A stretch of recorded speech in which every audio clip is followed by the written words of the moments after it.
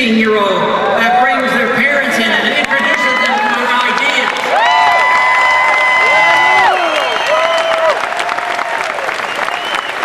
I said, well, how did you hear about it? I didn't know that you were reading the New York Times and watching the news. Oh, there's something called YouTube out there. That helped us tell us.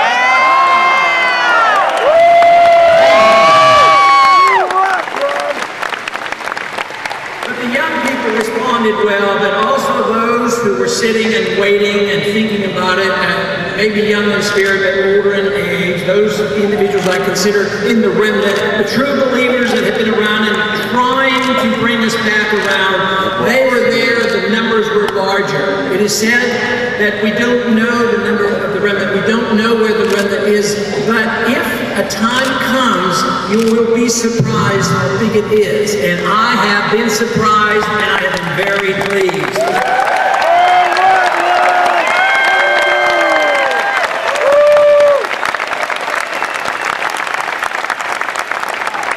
Probably one of the most exciting things that happened during the campaign was the response that we got from a certain segment of society. In Washington, D.C., we frequently have resolutions being passed that rubber stamp the foreign policy of intervention. But they always get passed, usually nearly unanimously. Maybe there's a few, and sometimes there's only one opposing the resolution.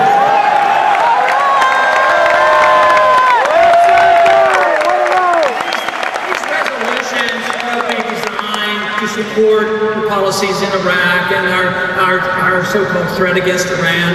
And it is said that if you don't support it, you don't support the troops. Well, you know, the most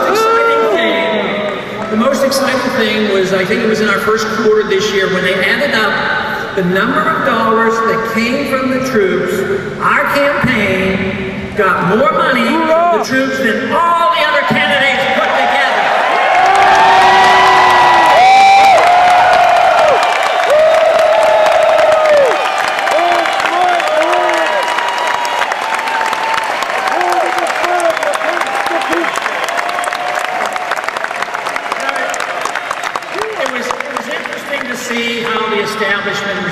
You saw it on TV, you saw it in the debates, and so often it was a treatment of exclusion or marginalization or just making fun of what we're doing. And I think that didn't surprise me one bit. But you know, one thing that, you know, when things like that happen, we need to turn them around, and there wasn't much effort needed to do that. Because the more they did that, it seemed the more it energized you in support.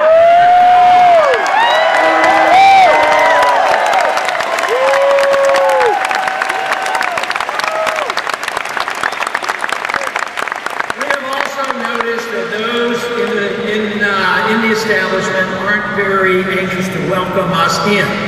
Even though our numbers are growing, we respond and appeal to young people. You would think that they would welcome us. And yet, on occasion, a few of you may have been exposed that sometimes the rules get bent. Sometimes the rules are even ignored. But you know, in another sense, government power really wants to protect itself. So they will use power and force, not only in politics will they bend the rules, but really in society as well. They will break the rules and break the laws, and they're even known to illegally invade premises to find out what people are talking about in case they're talking about politics. That is not very good.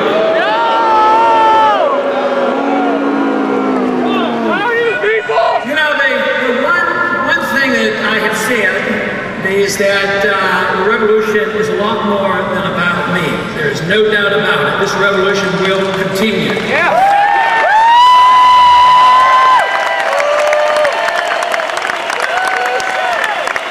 But I would like to think that the campaign and our efforts together have done a whole lot to speed up the revolution that was destined to come.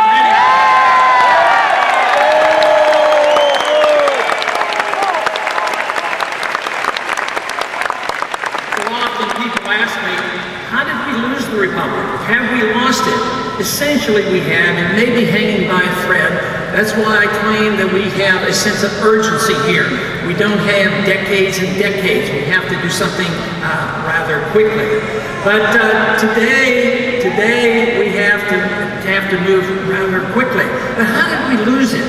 And I think some of the things that happened in Washington symbolize this loss of the republic.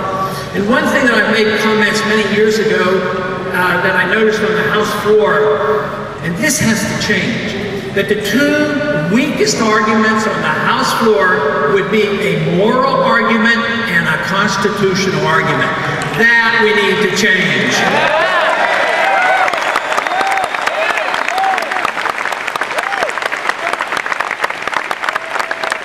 Another attitude that we must change, and you've heard this said many times, that if the government gives us a tax cut, they have to be cautious because that is written off as a cost to government. How could that be? That is the assumption that the government owns us and owns the fruits of our labor, and what we get to keep is done at the permission of the government, which proves the point that even a 1% income tax is morally wrong because it sows the seeds of destruction.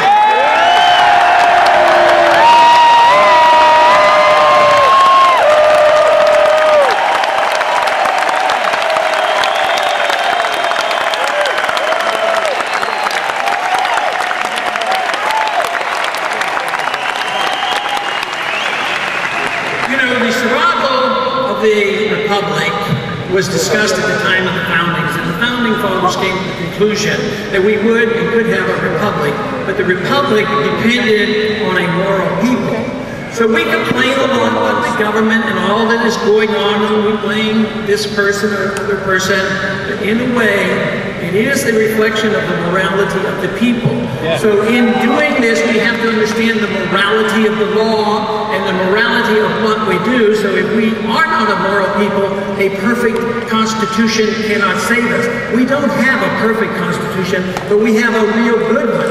But the fact that if we have people who ignore it, it won't serve our purpose. So you have to have a moral people and a system of government and moral politicians who represent us.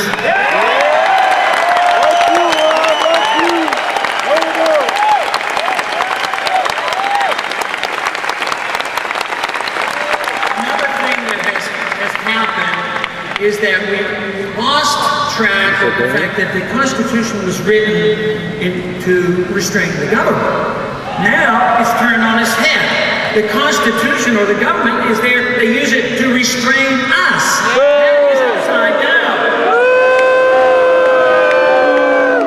And over the years, the government gets more and more powerful. It's not only the executive branch, it's the judicial branch, it's the legislative branch, it's the bureaucratic branch of government. And more power gravitates away from the individual, away from the states, into the hands of the bureaucrats and the politicians in Washington. Not only that, but we have to worry about all this power gravitating to the power to be in Washington.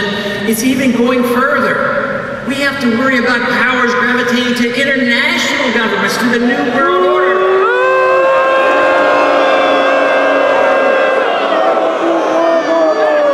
That of course would have to be reversed as well. Another thing that happened over these many years that have allowed us to slip away from the republic and the principles of liberty is we came as a nation to believe that a person's needs are essentially rights. If you need something or want something or demand something, that does not give you a right to it. Yeah.